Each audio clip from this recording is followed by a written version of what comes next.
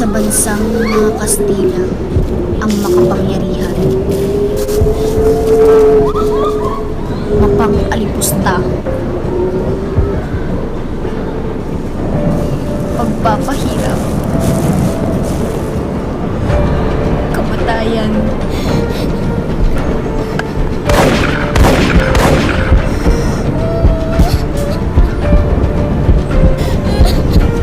Paano kami makakaligtas?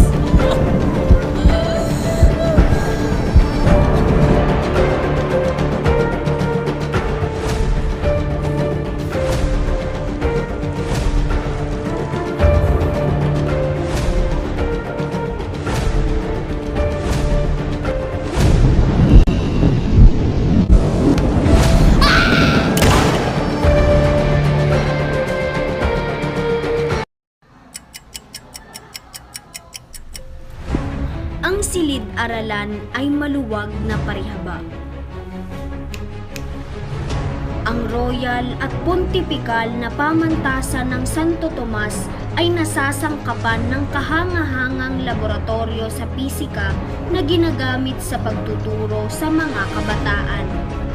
Mainam ang liwanag at nagiging maaliwalas dahil sa hangin nanggagaling sa malalaking bintana na ngayoy puno ng mga mag-aaral na nakaayos ng pagkakaupong paabakada. Siya si Padre Merion, seryoso siya sa pagtuturo ng siyensya at tinuturing siyang marunong sa chemistry simula noong mapatunayang niyang ang malaanghel na doktor na si Santo Tomas na nagsasabing ang tubig ay binubuo ng iba't ibang sangkapay o masa o humula na magkakaroon ng Berzelius, Gay-Lussac, Bunsen at iba pang halos may pagpapahalaga sa sarili ng mga materyalista.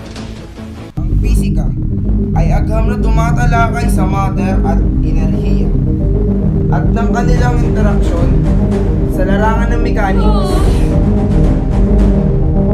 Kumusta, Antuin? Masyado kang tamad ah. Siguro hindi mo alam ang leksyon. Ang salamin ay anumang makinis na ibabaw. Ginawa upang makita anumang hiyarap dito. Nahati sila sa salaming metal at sa salaming bubog. Galing! Tingnan natin. Ang salamin ay maaaring metal o bubog. Kung bibigyan kita ng kaperasong kahoy, halimbawa ay ang kamagong na pinakinis at binarnisang mabuti at sa gayon ay masisinagan ng larawan ng mga bagay na inilagay sa harap. Sa ang grupo ng salamin, iyon isasama. Ang una ay yari sa tanso o iba pang uri ng metal at ang pangalawa ay yari sa bubog na kininis. Hindi yan ang tanong. Ang sabi ko, sumainyo nawa ang Diyos at ang sabi mo, mamahiyang mapayapa. Ang salamin na kamagong ay nuuri sa salamin kahoy. At ikaw na nagmamarunungan? Tignan natin kung ano naman ang masasabi mo sa salamin na ang ibabaw, bilang ibabaw, habang pang ibabaw o ang katawang kinakapitan nito ay isang substansya na hindi binago ng hindi essential na ibabaw na dahil ang ibabaw ay insidente lamang ng substansya. Ngayon, anong masasabi mo rito? Ako? Masasabi ko ron, walang anuman. Kung ang salamin ay ang ibabaw, hindi mahalaga kung anong nasa ilalim nito. Dahil anuman ang nasa ilalim nito ay hindi nakaka-apekto sa ibabaw. Kaya ang masasabi natin na ang pang-ibabaw ay ang salamin. Inaamin mo ba ito o hindi? Sumasang-ayon ko ba o hindi? Sumasang-ayon ako sa anumang sabihin ninyo, Padre.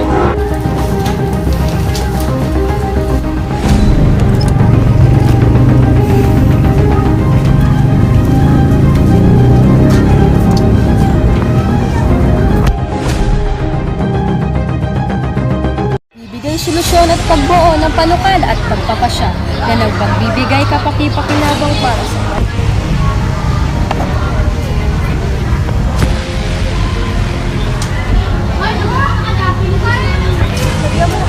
Napaka-busy ninyo, napaka-aga pa, nagsusugal na agad kayo. Patingin nga, patingin nga! Yung tanga mo naman! Sugal mo yung 3 espada! Yan! Basta nga yan! Ayaw namin taho! Ayaw namin taho ninyo! Ayaw namin! Huwag laro! Bigyan natin importansya at produktibo.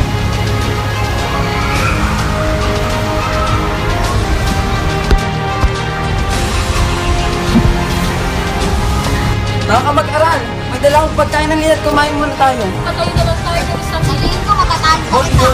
Ngayon tayo nakakasalamin. Bakit? Hindi na lang tayo ako na panalo. Katubigan ka. Nagpapatawa ka ba? Napag ko na yan. Hindi ka marunong maglaro. Panalo ako. Naisip ko, buhay ako. Nagtaan na lang tayo mo.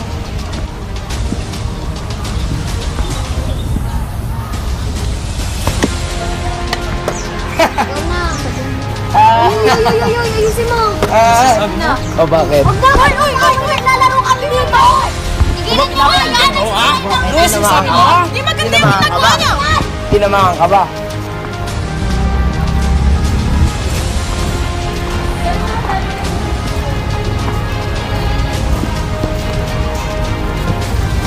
Ang baksa ngayon ay ukol sa pagtuturo ng wikang Kastila.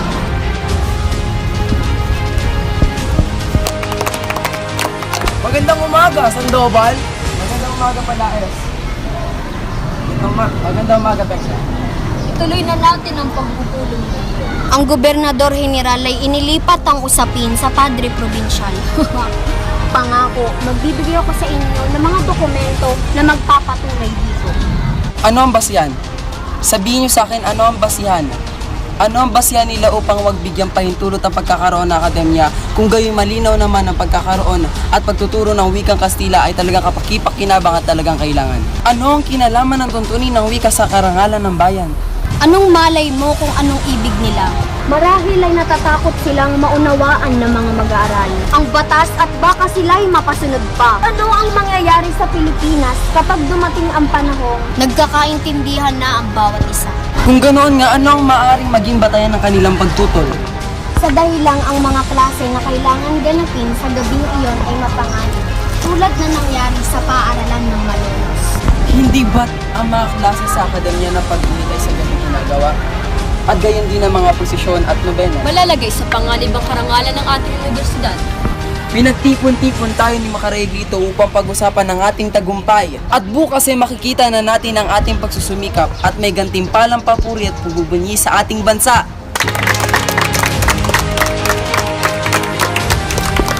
Dapat makilala, mga Ginoo, na ako isa sa mga nagpanukala nito.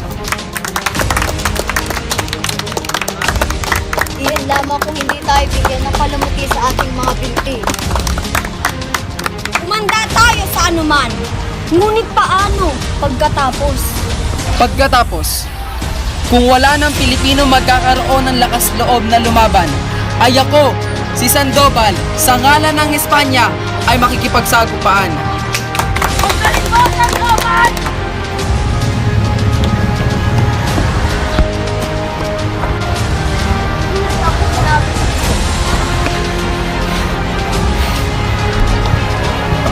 Mabuting balita, mga kaibigan, mabuting balita.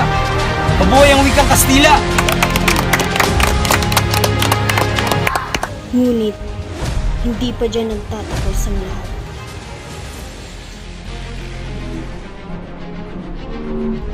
Ng Pilipino magkakaroon Tayo sa anuman.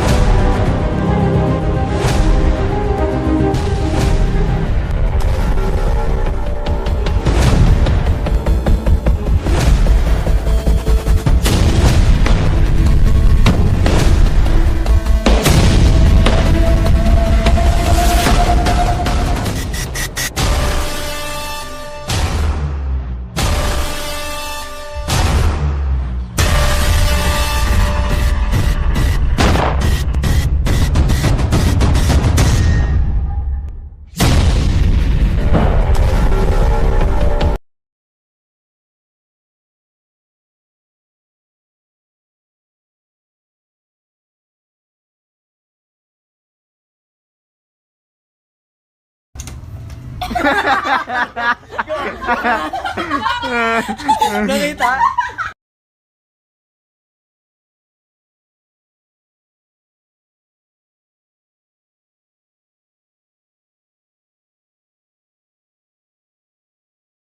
Amin ka na na! Nakaupo ka dito. Huwak laro, huwak laro. Kaya papakailangan mo yung spoon. May isa pa dito, may isa pa dito. Huwak laro. Ginawa. Patayo na lang tayo ng isang Sabihin ko matatalo kita. Pagpagay ang alam. Pagpagay. Marahil ay natatakot ka. Yo!